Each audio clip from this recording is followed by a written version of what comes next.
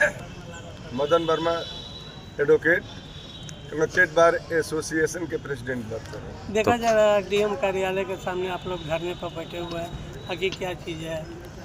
हम अधिवक्तागण की कुछ मांगे हैं तहसील सदर और तहसील बैरिया के बारे में तथा कुछ यहाँ के बारे में भी, उसी के विरोध में अभी तक हमारी मांग पूरी नहीं हुई है। उसी के विरोध में हम आज से यह धरना प्रदर्शन शुरू किए हैं। कौन कौन सी मांगे हैं आप लोग?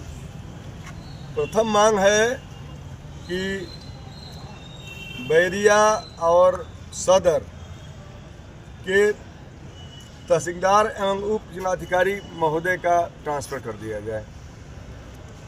दूसरी मांग है कि कोर्ट में बैठने हेतु अधिवक्ताओं को समुचित व्यवस्था रखा जाए और बाध्यकारियों को भी बैठने हेतु व्यवस्था किया जाए।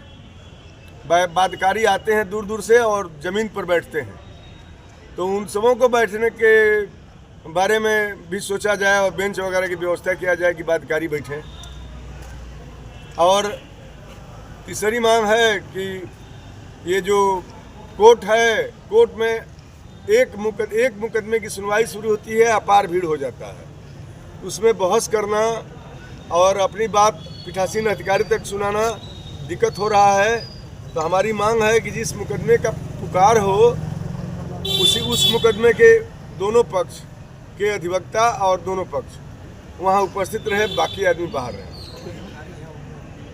ये आगे मांग है कि अधिवक्ताओं को, आबादकारियों को पीने हेतु स्वच्छ पेयजल की व्यवस्था किया जाए और शौचालय वगैरह की व्यवस्था किया जाए।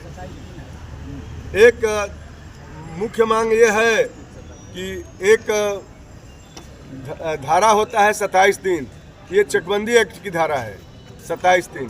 जिस गांव में जिस मौजे की चकबंदी हो जाती है और चकबंदी होने के बाद बंदोबस्त चकबंदी बनाया जाता है, नक्शा बनाया जाता है, उसमें अगर बनाने में कहीं कोई गड़बड़ी आ जाती है तो चकबंदी एक्ट की धारा 27(3) में स्पष्ट कहा है कि इसका निस्तारण डिस्ट्रिक्ट मजिस्ट्रेट माने जिलाधिकारी महोदय ही करेंगे, अपने विभाग से रिपोर्ट मंगा करके।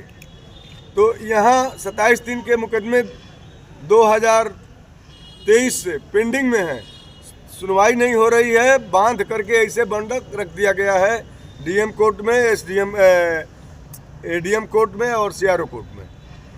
मुकदमे में तारीख तक नहीं पड़ती है, न तो कोई मुकदमा दर्ज होता है।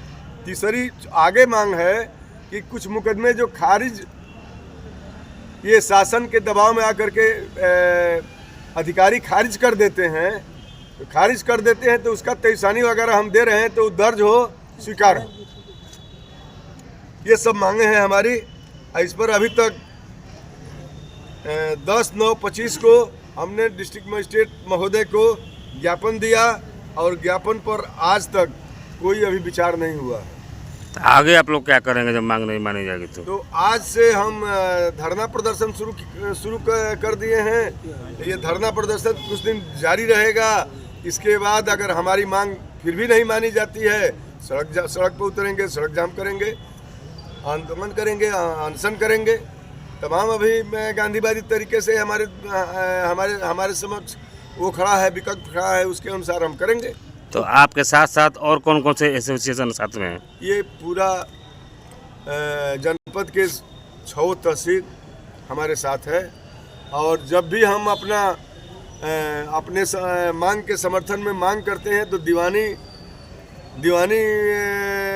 अधिवक्ता संघ और फौजदारी अधिवक्ता संघ भी अपना न्यायिक कार्य बंद करके हमारे साथ हो जाता है।